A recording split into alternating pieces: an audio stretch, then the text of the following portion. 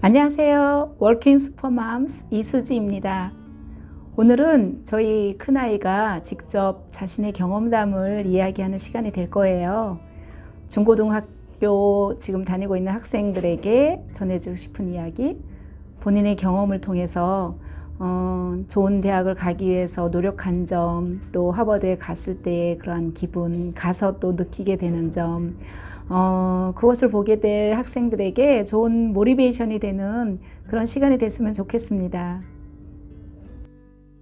Hi everyone, I'm Angela and I'm the oldest of 3 daughters in my family and I'm also a rising senior at Harvard University. But before I go any further, I want to give a huge shout out to my mom to give a big congratulations for starting her new channel, and I hope that her stories has been reaching all of you guys and that this channel is helpful to you or your child's journey in applying to colleges. I still remember the day that I got into Harvard like it was yesterday. And so I remember I was actually at my parents' office in their store, and I logged into my application portal and I was super nervous. And I was literally just counting the minutes and the seconds until the application results were supposed to come out. And so, the clock struck, I believe it was 5 o'clock, and I refreshed my page. And the next thing I knew, I saw this big congratulations message just displayed across my computer screen, and I was completely shocked. I had no expectations coming in when I was applying to colleges. I couldn't even fathom being able to get into a place like Harvard. And so it was such a crazy day for me, and I was completely floored. I did not realize that this would ever happen. And it was really funny because my mom was there with me, and after I logged into my application, right when I was about to refresh the page to find out whether or not I got in, my mom was like, she was halfway out the door and she was saying, "Oh, I'm too nervous, I can't stay nervous." So she was about to walk out, but before she could close the door on herself, I was like, "Oh my God, I got in." And she was so exhilarated. I was exhilarated, and I felt like this was truly the culmination of the 3.5 years that I really put in throughout high school to make my dreams into reality. And I felt like, in a sense, that my parents' move across the world from Korea to the United States was finally worth it.